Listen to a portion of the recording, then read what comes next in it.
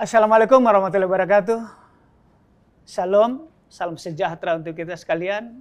Om Swastiastu, Namo Buddhaya, salam kebajikan.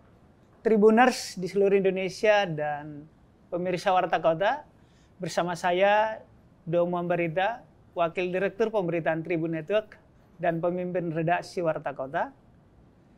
Siang ini kita akan bincang-bincang dengan topik bidang politik dalam acara Tribun Series, berbincang dengan The Kingmakers dan pelobi tingkat tinggi Pak Surya Paloh. Selamat siang Pak Surya Paloh. Assalamualaikum warahmatullahi wabarakatuh. Waalaikumsalam. Selamat siang Domo ya, selamat siang. Tribuners dan pemirsa Warta Kota, kami ini sama-sama dari Medan. Ya. Beliau ini juga besar dan lama di Medan, maka izinkan saya memanggil supaya lebih akrab Bang Surya Paloh ya Bang ya. Baik. Bang Surya Paloh, saya mulai pertanyaan dengan 3 fakta. Ya. Tanggal 23 Agustus kemarin, Bang Surya Paloh bertemu dengan Mbak Puan Maharani dan pertemuan hangat, peluk cium, cipika-cipiki.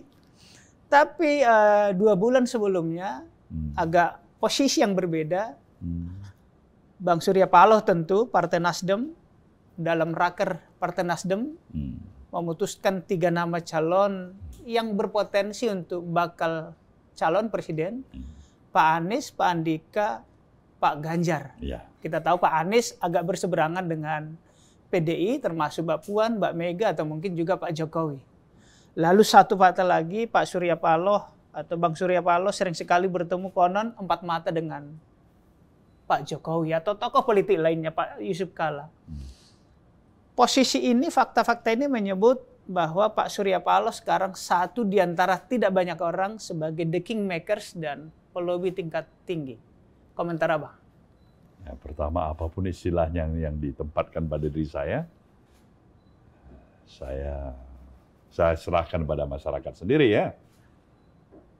Tapi yang jelas adalah semua apa dalam suatu langkah-langkah kebijakan yang diambil dalam kapasitas saya sebagai Ketua Umum Partai Nasdem ini, sekali lagi adalah penekanannya untuk kepentingan kemaslahatan yang lebih besar ya, bagi suatu idealisme yang harus tetap terjaga secara baik. Itulah sebenarnya. Kemaslahatan masyarakat luas Indonesia ya, Bang Surya Paloh ya. Sebenarnya sudah banyak diungkap, tetapi saya tidak hendak bertanya apa sih yang dibahas dengan Mbak Puan yang terbaru. Tetapi apa sih di belakang itu? Sebenarnya hal-hal yang tidak terlalu berat sekali ya. Ya, Mbak Puan dalam suatu hubungan personal yang relatif cukup panjang ya. Ya, udah ukuran puluhan tahun itu. Iya, iya. Ya, itu tentu mau tidak mau, suasana kebatinan tentu ada hal-hal subjektivitas, emosional, dan antara hubungan relasi ya, personal ya. Terlepas dulu dari berbagai hal yang barangkali belum tentu punya kesamaan pikiran, pandangan, ide, dan gagasan. Yeah. Tapi subjektivitas emosional itu setelah ada dan masih terjaga secara baik ya. Banyak hal yang kita bicarakan. Ya tidak terlepas juga dengan masalah kesiapan menghadapi pemilihan umum pada tahun 2024 yang akan datang ya. Kita saling sharing pikiran. Ya, dan saya pikir itu hal-hal yang wajar sekali. Apalagi saya melihat sudah ada semangat yang cukup kuat pada diri Mbak Puan untuk mempersiapkan dirinya. Ya kan mungkin salah satu sebagai kandidat calon pemimpin bangsa ini. Iya. Ya, sebagai omnya, kalaupun saya bisa katakan itu, atau orang yang lebih tua dari dia, ya tentu saya tidak boleh mematahkan semangat itu. Ya kan? Saya harus bisa memberikan dorongan itu ke arah semangat itu, terlepas apapun. Apakah kita bisa bersama dalam satu perahu untuk saling mendukung atau tidak, tapi menjaga harmonisasi hubungan saya pikir itu wajib. Iya. Bang Surya Paloh, suasana kebatinan. Ya kan? Masyarakat ini kadang-kadang mungkin masyarakat terlalu baper, mungkin juga kan wartawan ya kan. Begitu melihat Pak Surya Paloh mengusung nama salah satu Pak Anies, wah ini berbeda pendapat nih dengan PDIP gitu. Sesungguhnya bagaimana sih suasana kebatinan para pemimpin parpol termasuk Pak Surya Paloh dengan Ibu Mega? Saya tentu berharap suasana kebatinan seperti yang saya katakan tadi ialah suasana kebatinan yang saling bisa mencoba memahami positioning masing-masing. Bisa menjaga kehormatan apabila memungkinkan, dignity daripada para pihak. Semuanya ini adalah kita maksudkan untuk lebih memperkokoh semangat persatuan dari keberadaan kita masing-masing yang semuanya saya yakin dan percaya untuk bisa berbuat bagi kepentingan yang lebih besar juga. Ya kan? Nah, kalau suasana ini terjaga sedemikian rupa dari para elit-elit bangsa ini, elit-elit partai politik, saya pastikan itu akan jauh lebih mereduksi hal-hal yang sebetulnya pembuangan energi percuma, energi negatif. Yang kita butuhkan energi positif untuk membangun negeri ini. Katakanlah energi negatif, rusuh di bawah gitu ya. Contoh ya. Ya kan? Artinya inilah saatnya ya. Kita sebagai satu bangsa tetap mengalami tantangan yang dari waktu ke waktu tidak akan ada pernah putusnya. Dimensi tantangan bisa berbeda. Tantangan masa 50 tahun yang lalu, 20 tahun yang lalu, 10 tahun yang lalu, hari ini maupun 10 tahun ke depan. Itu akan berbeda. Tapi adalah kewajiban kita bersama untuklah selalulah memposisikan kita bukan menjadi faktor pemberat, ya sekali lagi bukan faktor pemberat bagi kehidupan kebangsaan ini. Kalau para elitnya sendiri sudah menempatkan posisinya jadi faktor pemberat, sayang Republik ini. Dia rugi mempunyai elit yang seperti itu, ya nggak? Bang Surya Paloh saya kaitkan dengan Fameo yang menyebut tak ada lawan atau musuh yang abadi dalam politik, yang ada adalah kepentingan. Apakah itu berarti yang tadinya katakan Pak Anies bukan dari perahu Nasdem tahun 2017-2018 dan ini dilirik. Apakah makna tadi itu mau diwujudkan Nasdem atau Nasdem berpikir tadi supaya Nasdem bukan bagian dari pemberat? Saya pikir semestinya demikian. Karena begini, memang ketika kita menjudgment seseorang, kemudian seluruhnya dalam perspektif yang pandangan yang negatif. Pertanyaan berikutnya, siapa kita? Diri kita. Ketika orang lain juga mempunyai judgement yang sama terhadap diri kita. Kita saling melukain. Saya selalu menganjurkan, past is past. Masa belakang adalah masa lalu. Tantangan kita sekarang untuk ke depan. Orientasi kita membangun proyeksi ke depan bangsa ini. Pikiran-pikiran yang selalu mengajak dan membangun optimisme, membangun harapan, bukan skeptisme. Nah, bagaimana kita menghadirkan semangat optimisme ketika yang ada hanya propaganda yang negatif, insinuatif. Bangsa ini sudah lelah dengan hal-hal seperti itu. Semua terlalu mudah untuk menyalahkan diri orang lain, tapi kita selalu melihat di mana saja amat jarang orang yang berani menyalahkan dirinya. Mudah menghakimi orang lain. Ini satu kondisi yang tidak sehat. Jadi kita harus kembalikan untuk mengingatkan pada semua pihak, semua kita. Ya, orang Manado bilang orang semua bersaudara. Ya kan? Semangat persatuan, semangat kebangsaan ini. Apa besar anugerah yang harusnya kita syukurin sebagai satu bangsa ini. Tetapi kalau kita tidak menyadari itu, kita terprovok dan memprovokasi diri kita sendiri. Percayalah, alam akan marah pada kita. Kita hanya membangun satu mentalitas yang lebih menjadikan, lebih miskin, lebih kering ketika kita hidup sebagai bangsa yang terjajah. Untuk apa kemerdekaan ini? Untuk apa perjuangan daripada para pejuang bangsa ini? Untuk apa pengorbanan mereka semuanya? Untuk apa komitmen kebangsaan kita yang Pancasila di sini? Ini harus kita syukurin benar. Nah, kita memerlukan konsistensi yang harus dimulai oleh para elit bangsa ini. Dan konsistensi itu harus berwujud dengan sikap keteladanan. Perilaku yang konsisten, ucapan dan perbuatan. Dan ini yang kita butuhkan. Ini kalau hanya kita bisa memperalat buzzer aja. Yang kita bayar untuk menghina orang, memprovok orang. Hingga nation character building kita ini diatur dan diwarnai oleh perilaku para buzzer dengan kemajuan teknologi yang kita miliki. Iya, iya. Saya pikir hancur nih negeri ini. Benar, benar. Mereka hanya membenarkan dirinya. Kapan dia pernah katakan dia salah? Memang kerja dia untuk menyalahkan orang. Iya. Itulah makanan santapan kita yang kita lihat sekarang dalam keseharian kita. Oke. Saya pikir ini yang harus segera kita akhirin. Betul. Ini hanya bikin negeri ini ya, untuk kita hadapin dengan pesimisme satu sama lain. Iya, iya. Itu harapan saya. Bang Surya Paloh, kita tahu tahun 2014, 2019 dua capres dan itu membuat polarisasi. Ada cebong, ada kampret, dan itu pun masuk ke Pilgub di Jakarta juga mirip. Apakah tadi dengan merangkul Pak Anies, ini bagian dari rekonsiliasi yang digagas Nasdem atau Bang Surya Paloh? Bisa dikatakan begitu.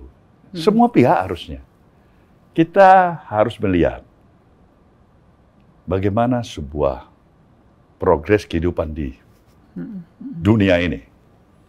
Ketika bangsa-bangsa lain sudah bisa bukan hanya mencoba untuk hidup di permukaan bumi, mereka mencoba hidup di antariksa. Okay. Di bulan, di bintang. Yeah, yeah. Kita hari ini, kita masih berdiskusi dan mempersoalkan hal-hal yang bukan lagi primer, sekunder, tersier, tapi entah apa itu namanya. Yang sebenarnya tidak memberikan sebuah apapun artinya untuk bisa membesarkan hati kita. Kita ini sebagai bangsa yang berdaulat, bangsa yang besar, bangsa yang patut mensyukuri karunia dari Sang Maha Pencipta. Ini harus terus-menerus kita gelorakan. Kita sekarang apa yang terjadi? Destruktif untuk distrust satu sama lain. Apa yang saya utarakan ini, belum tentu orang akan mengapresiasi. Belum tentu Anda yang melihat, para pemirsa yang melihat Anda akan menyatakan betul itu pikiran-pikiran Ketua Umum Nasdem. Belum tentu. Dan saya harus siap untuk itu. Siap untuk tidak populer? Apapun itu, sepanjang diniatkan dengan niat yang baik. Startlah kamu dengan niat yang baik. Upayakan itu memang didasarin oleh satu keinginan baik. Ada rintangan, ada cobaan, ada kegagalan. Mulai lagi. Bang Surya Paloh, saya kembali ke 17 Juni saat diputuskan 3 kandidat. Sudah sejauh apa progres untuk mereka itu? Apakah sudah mengerucut pada salah satu? Hampir ya, mendekati. Saya harus jujur menyatakan itu tidak statik. Dia berproses. Berproses, ya. Dia proses. Insya Allah seperti saya pernah katakan juga pada kawan-kawan wartawan, mudah-mudahan sebelum akhir tahun ini dia sudah harus melahirkan. Ya kan, kandidat resmi. Kalau sekarang kan bakal calonnya. Nanti calon yang resmi. Ya nggak bisa, yang jadi calon presiden kan satu nggak mau. Karena presidennya satu. Jadi dari 3 calon ya nggak bisa 3-3 lah. Ya, akhir tahun, apakah ada tenggat waktu katakanlah 14 Desember pengumuman partai politik? Enggak? Saya berharap mungkin bulan November kalau memang bisa.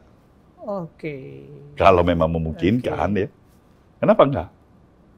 Bang Surya Paloh, parameter apa sih, tolak ukur apa sih, ukuran apa sih yang Abang gunakan setelah dari 3 nama itu dimunculkan rakyat? Apa sih parameter yang menjadi ukuran untuk mereka cocok menjadi capres dari Nasdem? Nah, tentu kita harus melihat kualifikasi apa yang cocok dengan tantangan situasional yang memungkinkan pilihan-pilihan yang baik, mencari yang lebih baik sedikit dari yang baik-baik. Tiga-tiga pasti baik. Kalau dulu yang terbaik di antara yang buruk 98, sekarang kalau ini pilihan yang baik lebih baik dari yang baik-baik. Sudah maju ya? Ya udah maju kita. Bagaimana kita nominasikan yang tidak baik? Kemudian kita pilih cari yang baik. Ya kan? Baik. Pak Anies akan berakhir 16 Oktober. Pak Andika akan pensiun 17 November kayaknya, November, Pak. Dan Pak Ganjar April 2023. Apakah Nasdem akan membuat satu konvensi atau tadi langsung diputuskan saja? Saya pikir diputuskan. Karena ini amanat dan mandat yang telah diberikan oleh Rakernas. Tidak perlu lagi ya konvensi ya. Tinggal Abang sebagai punya hak prerogatif barangkali ya. Ya begitulah. Siap. Bang, kita ke koalisi. Pemerintahan ini kan dibangun atas koalisi 7 partai dan belakangan PAN bergabung. Dulu seringkali pertemuan para ketua umum parpol. Tapi belakangan agak jarang. Saya nggak tahu, atau media nggak tahu. Apakah ada pertemuan misalnya tak terekspos. Bagaimana sih sesungguhnya suasana kebatinan antara ketua umum parpol? Apakah sudah mulai bersaing? Saya masih mengharap dan tentu berkeyakinan suasana kebatinannya masih memiliki satu semangat yang sama untuk mendukung jalannya roda administratif pemerintahan Presiden Jokowi, Bapak Maruf Amin ini sampai akhir masa jabatannya. Menjaga kelangsungan pemerintahan ini, efektivitasnya. Nah, saya masih punya optimisme dan keyakinan penuh untuk itu. Termasuk Nasdem walaupun diduga sudah mulai keluar dengan membawa Pak Anies tadi, itu tidak maksud meninggalkan koalisi? Saya harus katakan dukungan itu harus berakhir sampai masa jabatan Presiden. Itu penegasan saya. Dengan seluruh effort yang kita miliki. Pak Surya Paloh belakangan kan ada koalisi-koalisi juga seperti PAN, Golkar, P3 bikin koalisi Indonesia Bersatu. Apakah Nasdem tidak tertarik masuk ke sana atau tidak diajak? Nasdem kan juga tentu punya persepsi dan pandangan dan strategi yang tersendiri ya. Kalau dia pikir dia semestinya harus bergabung untuk kebajikan dengan koalisi Indonesia Bersatu, nggak salah. Tapi kalau dia pikir untuk apa itu bergabung, barangkali juga di sisi yang lain kita bisa berbuat lebih baik lagi daripada apa koalisi Indonesia Bersatu itu. Ya kita juga tawarkan pikiran-pikiran kita kan. Ya semuanya niat baik. Bang, kembali ke pemilu. Kita tahu bahwa 14 Februari 2024, tinggal 18 bulan lagi barangkali. Itu adalah pemilu pertama di Indonesia dan tentu diikut pilkada adalah pemilu serentak, pemilu rakyat serentak. Bagaimana Abang sebagai ketua umum partai melihat ini sehingga para politisi, negarawan melihat ini juga sebagai sesuatu niat bersama untuk membangun bangsa. Tidak terjadi seperti 2014 yang terkotak-kotak, tetapi bersama-sama untuk membangun Indonesia yang kita idamkan. Nah ini memang bagus sekali ketika dari sejak awal seperti ini, bangun kesadaran itu mulai ada. Ini ditandai dengan silaturahmi para pemimpin-pemimpin partai satu sama lain. Saya melihat ini langkah-langkah yang baik. Patut kita syukurin dan kita hormati benar ini. Apapun itu. Memulai langkah itu saja untuk saling memberikan courtesy, saling menghargai, saling bertanya, saling bertukar pandangan. Itu awal start yang baik. Kenapa? Karena komunikasi masih bisa terjalin secara baik. Karena para elit-elit partai ini adalah merupakan key factors, faktor penentu sekali. Ya, follower mereka ada di bawah mereka masing-masing. Jadi ketika mereka menunjukkan betapa pentingnya semangat persatuan ini harus tetap terjaga secara baik. Nah, kita semakin mampu untuk menghindari terjadinya polarisasi pemikiran-pemikiran yang merugikan kita semuanya. Ya kan? Nah, jadi ini satu langkah awal yang baik. Kami wartawan, saya sudah mengikuti bahwa Abang bertemu dengan Puan, bertemu dengan AHY dan segala macam, tapi mungkin ada yang lebih besar. Kapan bertemu dengan Prabowo? Kapan bertemu dengan Mega? Saya tahu Pak Prabowo udah ketemu dengan saya. Oh sudah ya? Sudah kemari kunjungan. Ya kan, Mbak Puan kan ususan Mbak Mega juga. Ya. Saya menyadari banyak juga kesibukan kita yang lain yang semuanya terisi. Tapi dengan tadi, niat baik dan spirit yang saling menghargai satu sama lain, itu sebenarnya merupakan modal awal yang bagus sekali. Tentu kita akan lihat perkembangan ke depan, ya bagaimana intensitas daripada pertemuan ini bisa lebih sering. Ya. Saya pikir itu lebih bagus lagi. Baik. Jadi artinya positif ke arah sana, saya pikir. Bang Surya Paloh, masih dalam konteks pemilu. Idealnya menurut Bapak, berapa pasang kandidat untuk 2024? Idealnya? Semua ideal. Sepanjang kualitas pemilu itu berjalan secara baik, apa yang kita mau cari sebagai penyelenggaraan pemilu itu? Satu, dia merupakan manifestasi daripada kedaulatan demokrasi yang kita miliki. Yang sudah berlangsung dari kesekian kali pemilu yang kita laksanakan. Sirkulasi kekuasaan ada di sana dari 5 tahunan. Mengevaluasi, menilai, memilih kembali. Atau sebaliknya. Kedua, kita berharap tentu terjaganya tetap supremasi hukum, keadilan, perjalanan pemilu yang membanggakan bagi kita. Karena hasil dari pemilu itu semakin memperkuat semangat, solidaritas di antara kita, pemahaman di antara kita, kematangan berdemokrasi di antara kita. Itu goal-goal besar kita. Apa yang harus kita hindarin? Ya perpecahan. Ya kan? Bukan kita tidak mau pemilu, wajib itu pemilu. Tapi apalah artinya pemilu kalau itu mengancarkan kepastian ke perpecahan bangsa? Itu yang saya katakan. Untuk apa bikin pemilu? Nah, tetapi bukan dalam pendekatan aspek literalek begitu. Ini sebuah dasar pemahaman yang menggugah. Ya, mungkin ada dalam pemahaman yang amat singkat diartikan, ini orang ketua umumnya bilang untuk apa pemilu? Bukan itu, pemilu itu harus kita lakukan. Tapi untuk apa kita melaksanakan pemilu kalau memastikan itu akan terjadinya perpecahan bangsa? Sama-sama kita harus hindarkan. Artinya jangan kita korbankan Indonesia dari satu bangsa dan negara yang kita miliki hanya karena sebuah sirkulasi sistem yang kita adopsi ya untuk melaksanakan pemilu. Lebih mahal lagi yang ini. Bangun keberadaan eksistensi negeri dan bangsa ini. Kan? Demokrasi itu sebagai satu sistem. Pemilu dilakukan karena kita menganut sistem demokrasi tadi. Maka terjadi pemilu. Demokrasi itu bukan tujuan kita. Alat. Dia hanya alat untuk mengantarkan tujuan-tujuan yang ingin kita capai. Pemahaman inilah yang harusnya terus-menerus kita bangun kesadaran publik, ya kan? Bahkan kalau masyarakat kurang memahami pada grassroots, orang awam, itu bisa saya pahamin.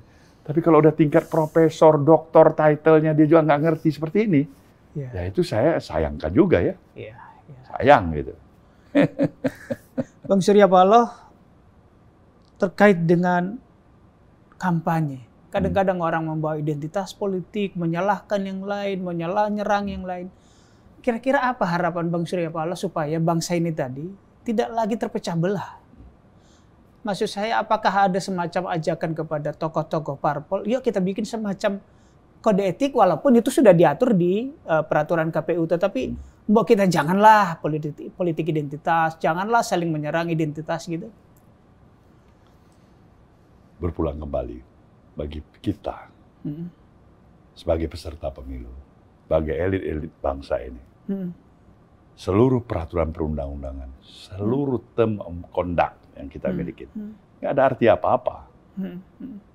Ketika di sana tidak diiringi oleh satu konsistensi, sikap, ucapan, dan perbuatan kita. Kita selalu mengatakan kita jauhkan kerusuhan. Mari kita berdamai. Ya, jangan pemilu ini terpecah belah. Ucapan. Tapi dia tidak dimaknai dengan ketulusan dan tekad semangat. Dan hadirnya juga budaya malu sebagai satu azas kepantasan dan kepatutan untuk saling menjaga. Nah, kalau ini bisa terjaga dengan komitmen yang mengikat pada diri masing-masing, dengan perilaku dan otoritas yang dimiliki oleh para elit bangsa ini, saya pikir itu akan terjaga dengan sendirinya.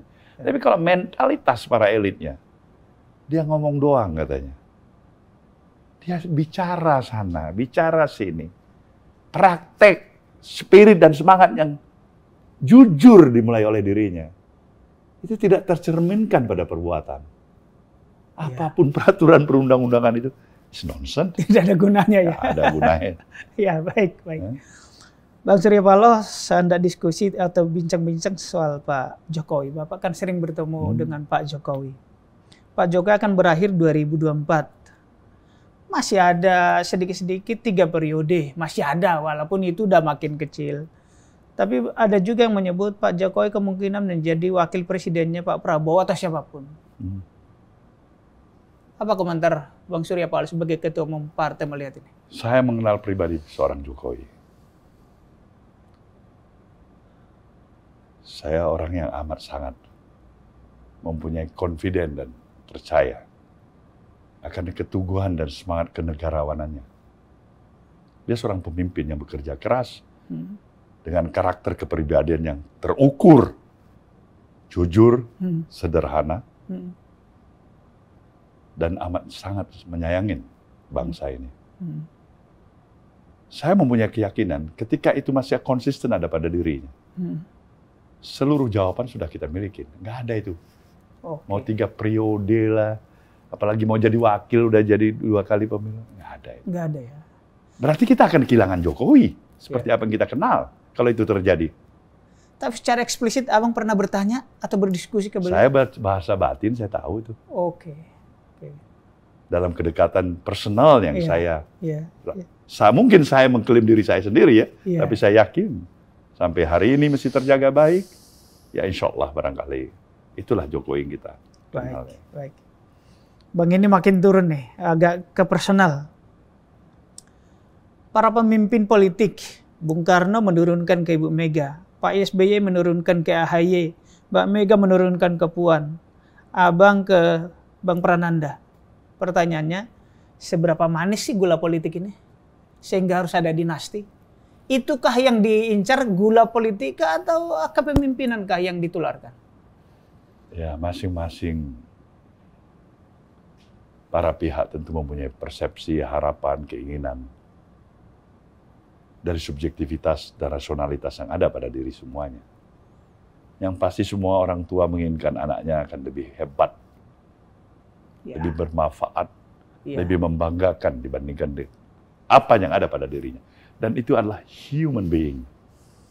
Nilainya itu universal, di mana saja. Saya menghargai itu. Tapi khusus untuk saya mau, kalaupun Prananda, dia berproses saja secara alami. Oke. Mungkin tantangannya berbeda dengan apa yang saya hadapin. Duduk meratap di pinggir jalan, merenung, berpikir, menangis. Ya. Mungkin lebih banyak tangisan yang saya alamin, kesedihan yang saya alamin, kegagalan juga yang saya alami. Tapi saya tidak berharap itu kalau bisa diulangin yang sama. Ya kan? Ya, tapi ada baiknya juga. Karena guru yang paling abadi dan paling baik, yang paling hebat, bukan hanya pelajaran yang kita peroleh dari sekolah-sekolah formal, tapi yang paling hebat itu adalah sekolah kehidupan. Sekolah kehidupan. Di sana mengalami jatuh dan bangunnya kehidupan. Sekolah kehidupan atau pengalaman. Bang Surya Paloh, terkait dengan pengalaman, Abang kan 71 tahun nih, tapi kelihatan masih 45. Nah, barangkali masih banyak milenial sini yang tidak tahu Abang. Cerita dong masa kecil Abang yang tadi meratap di pinggir jalan ini supaya menginspirasi. Nanti akan saya singgung bagaimana Abang sukses di politik, bagaimana sukses di bisnis, sehingga menginspirasi yang muda-muda. Tomo, sebenarnya jujur aja, saya dari keluarga yang amat saya patut syukurin, keluarga bahagia. Saya mengenal kasih sayang yang diberikan oleh orang tua. Itu amat saya syukurin. Saya tumbuh dan dibesarkan dengan kasih sayang. Tapi ada semangat tantangan kemandirian yang saya mulai. Saya sejak usia 14 tahun sudah hormat sama orang tua saya. Dia punya kemampuan sebagai kepala polisi daerah kecil ya, resor. Polres? Ya, Polres. Pada waktu itu distrik bahkan. Distrik. Jadi kalau sekarang Kapolsek. Kapolsek. Di mana itu? Di mana itu? Di Serbelawan itu. Serbelawan Sumatera Utara. Dandis zaman itu. Komandan distrik. Oke. Ya, hormat. Mulai besok saya nggak mau terima apa-apa dari Bapak. Oh gitu? Kenapa? Memang saya tekankan. Nah, saya sudah mengenal dunia usaha. Usaha apa dulu? 14 tahun? Ah, itu banyak ceritanya. Ini kan ada buku nanti. 14 tahun sudah mandiri ya? Itu sungguh sudah bisa menghidupi diri sendiri? Sungguh hidup. Dalam segala hal? Iya. Wih, keren. 14 tahun ya, 14 tahun kelas 2 SMP. Ya, sama di partai politik. Saya masuk di Partai Golkar umur saya 16 tahun. Saya udah calon DPRD umur 18 tahun. Saya umur 25 saya udah anggota MPR RI ya. Wow, 18 tahun sudah calon ya. Nah dulu usaha apa yang Abang lihat dan bagaimana sih cara menangkap peluang usaha? Ya, itu insting sejujurnya. Itu begitu saja datang. Dan kemudian kebetulan di daerah itu, daerah perkebunan, yang memungkinkan saya untuk bisa menjual aktivitas jasa, ya, perdagangan, yang kita sebut dengan istilah leveransir, ya. Oke. Jadi barang orang kita ambil, kita deliver, kita dapat pesanan, kita dapat komisi. Dan itu usia 14 tahun. Usia 14 tahun, ya. Melihat seseorang sukses kah atau diajak kah? Ya kita lihat-lihat kenapa orang bisa lakukan. Luar biasa. Melihat lalu terinspirasi. Itulah sebenarnya. Oke, itu awalnya 14 tahun. Lalu belakangan terjun ke bisnis media, perhotelan. Macam-macam udah. Sama dengan di partai politik sudah 55 tahun, tanpa terasa lebih. Saya nanti ke partai politik ini usahain menginspirasi. Cerita dari Medan berangkat ke Jakarta. Ya, saya juga sudah pada waktu usia 22 tahun, 23 sama teman-teman yang masih ada sekarang.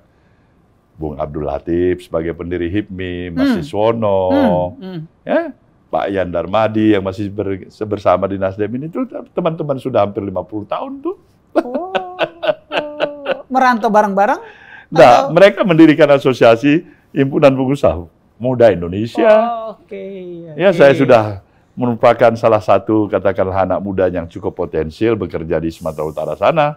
Kawan-kawan sudah orang tua semua, ya Kapolda, ya Gubernur, ya Pangdam. Usianya ya 18 tahun. Jadi memang temannya ya senior semuanya. Saya berangkat ke Jakarta ini menetap pada usia tahun 25 tahun. Teman-teman saya sudah Wapangap, ya kan, sudah kepala staf kepolisian. Yang paling muda ya saya. Ya banyak berteman dengan para senior lah. Itu juga membawa kita pada alur pemikiran lebih cepat dalam proses penuaan kali. Nah, inspirasi masuk ke dunia atau industri media? Wah, itu sejak dari Medan sudah saya mulai ya. Mencoba bagaimana mengimajinasi upaya mendirikan satu surat kabar. Itu usia 18-19 tadi ya. Nah, itu masih ada Sinar Harapan sebagai koran sore pada waktu itu. Sudah bermain di sana, sudah mulai mencoba untuk menulis.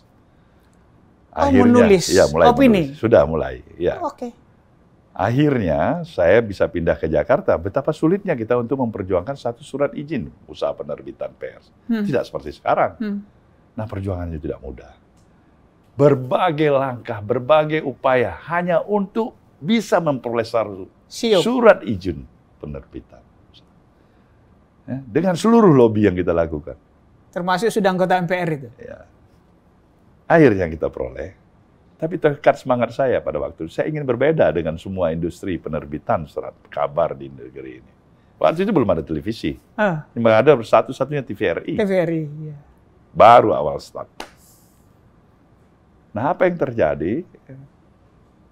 Yang terjadi saya dapat surat izin.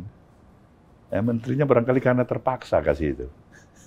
Kenapa terpaksa? Ya terpaksa, karena saya harus bikin perjanjian. Ini surat izin khusus surat kabar ini nggak boleh melanggar dari pemberitaan ekonomi. Jadi surat kabar pun ini dibilangkan harus ekonomi, jangan ada berita politik. Nah, kita ini mau membangun kebebasan pers di negeri ini. Pers yang kita rasakan terbelenggu. Nah, maka diberedarlah surat kabar itu. Itulah yang namanya prioritas. Surat kabar prioritas. Ya. Dibredel. Habis surat kabar prioritas, kita punya tabloid bersama Bung Eros, ada Christine Hakim di sini, di kantor ini.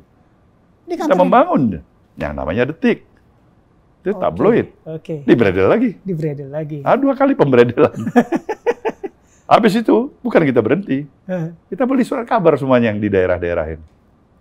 Cuman kita seperti gayanya Ho Chi Minh. Nggak boleh ada nama. Kita namanya underground, perjuangan underground.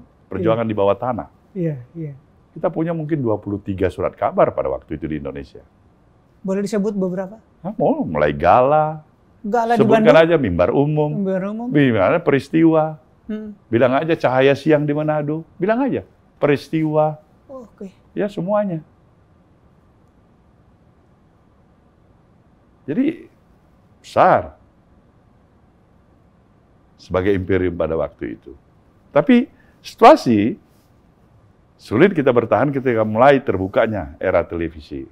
Iya. Mulai muncul RCTI, Iya, mulai SCTV. muncul SCTV. Iya. Dunia periklanan juga berubah. Oke. Di bisnis persurat kabar pemerintahan, kita bukan yang nomor 1 kan? Iya, iya, iya. Ya mungkin second numbers, third numbers, nomor ketiga, nomor kedua urutannya. Itu persaingannya cukup sulit.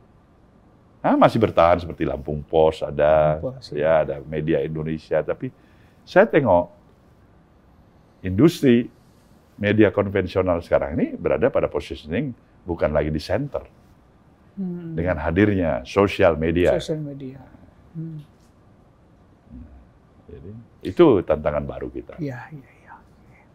Bang, ke politik tadi sudah sukses di ekonomi, politik. Umur 18 sudah caleg Golkar ya? Ya. Terus. Kemudian di Kongres di Pekanbaru di Riau, kontestasi dengan Abu Rizal Bakri. Ya. Lalu setelah itu Bang Surya Paloh mendirikan Nasdem. Ya. Cerita dong perjuangan Abang sedikit di seputar isu-isu pimpinan puncak Golkar. Ya, saya toh dalam kapasitas sebagai Ketua Dewan Penasihat. Abu Rizal toh anggota saya pada waktu itu.